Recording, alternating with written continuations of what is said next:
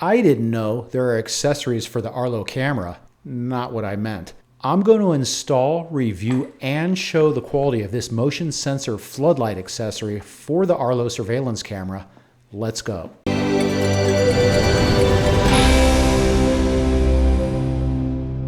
You will need to make sure you have a compatible unit.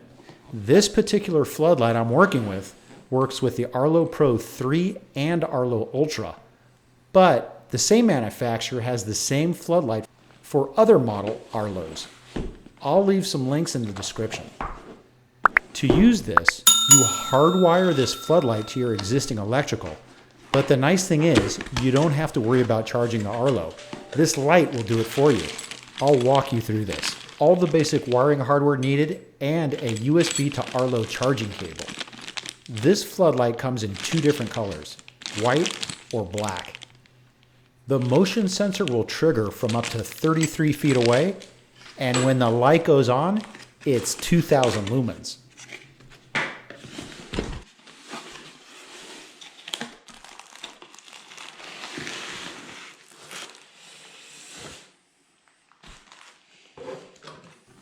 Small manual for basic wiring instructions, but don't worry, I promise to walk you through the install. This is an outdoor waterproof floodlight. Nice. LEDs are adjustable to target the light on certain areas. The bottom center, a screw mount compatible with the Arlo camera for simple mounting and unmounting. USB charging port. It's nice to not have to worry about the camera battery running out. Also, if you take the camera off for another use, it's already fully charged and ready to go. Typical wiring, and the unit feels sturdy with some good weight to it. This floodlight is around $60 or less. I don't see any other controls. Some floodlights offer distance and adjustments for the amount of time the light stays on, and the distance for the motion to trigger. It looks like this floodlight is all about making it easy, just like the Arlo cameras. You can adjust the light direction and then tighten it up. This right here is the sensor that detects movement. The box said it covers a 120-degree radius. Oh yes, a waterproof gasket for the installation. We're going to take this light off and replace it with the Wasserstein Arlo motion sensor floodlight. This is going to overlook the pool, and again, I'll show you the result day and night. Let's get this installed. Step 1, turn on your light. Step 2, turn off the power to the fixture at your control panel.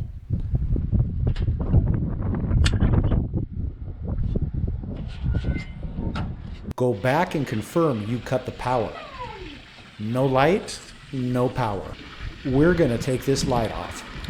Mine has silicone caulking around it. Cut around the silicone.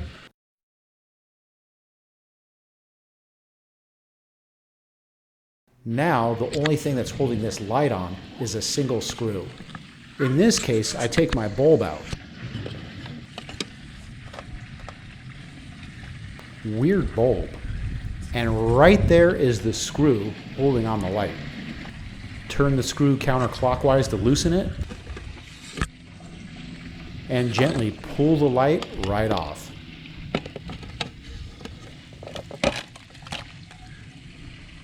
This older bracket is coming off. 2 screws, 1 on each side.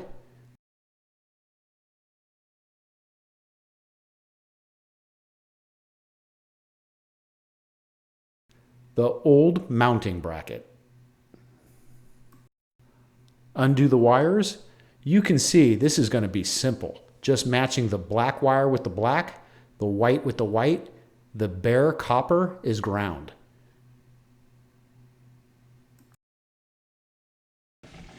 I'm going to reuse these old screws because I know these will go into the wall. Here's the new bracket and here's the old. We need that long screw on the new bracket to mount the light. Let's put on the light, and the new bracket goes on first. If this bracket sits deep in the wall, that center screw won't be long enough. Mine is sitting deep. We'll see if we can make this work.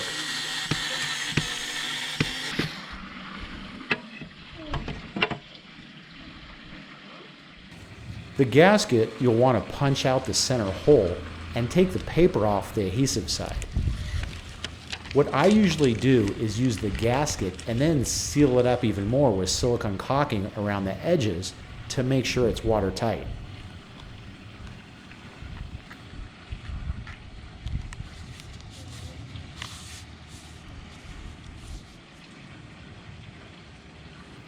It doesn't matter which order you connect the wires.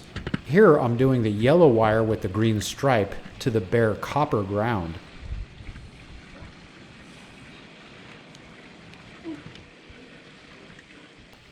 Next, the white to the white.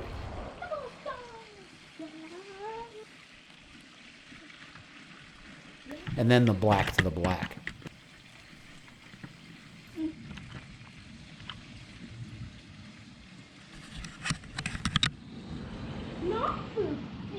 Before you put the center screw in, there's this small rubber washer. Put it around the outside so this screw will be watertight.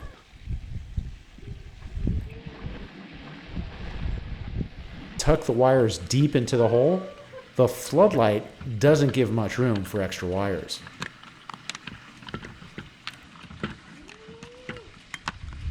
You'll want to make sure the light sits flat. The screw goes right in the center hole for tightening. With my situation, I took the gasket off because the bracket kept sinking in the hole and the screw ended up not being long enough.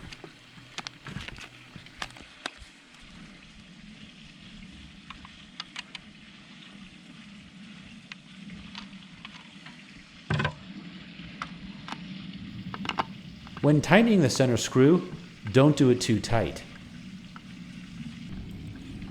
I will adjust the directions of the lights and tighten them up.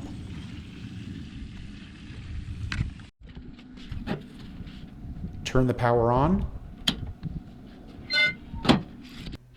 Now, when you turn the power on, the light won't go on until it's nighttime and the sensor's triggered. Let's get the Arlo and screw it onto the mount. Tighten it up from the back, and the light mount is adjustable. Directed at my pool. With this light, I can light up the pool walkway and the barbecue area. Plug in the USB cable and just attach it to the Arlo. You'll need to make sure the light switch is on, but now the Arlo camera is charging. If you want to make sure this is more secure, you could zip tie this, but between the connector and the magnet, I feel it's connected tight. When the Arlo gets power, the blue light will start blinking, so this is a good indicator power's on to the light and the camera. It will stop blinking, but you can disconnect the USB to see if the light blinks, if you wanted to check it real quick. One more finishing touch. There's a small silicone tab to cover the center screw hole, another measure to make it watertight.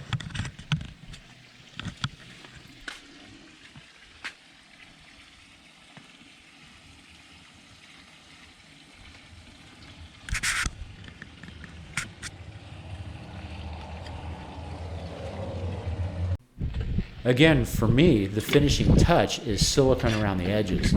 A couple bucks at the hardware store. I recommend using clear silicone, not colored. Let's run a quick quality test from my phone. It's around 3 p.m. with the yard shaded. Looks good. Here's the quality of the camera at night.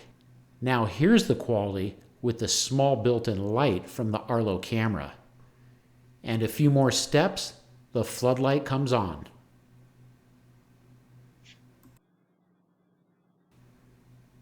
Let's take a look at the camera from the outside.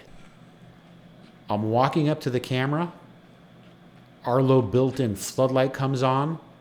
A few more steps, and now the floodlight. There's a big quality difference once the floodlight's triggered. I believe the camera light triggered before the floodlight because the Arlo is pointed in my direction. The floodlight has to catch me at the corner of its beam. A few more steps and it's triggered. You can see 2000 lumens is bright. It lights up a good part of the backyard. I didn't see where it was written how long the floodlight would stay on. I quickly timed it and it stays on for roughly about 1 minute. I hope this review and the walkthrough of the installation helped you, and if it did, give me a thumbs up and shine some light on that subscribe button.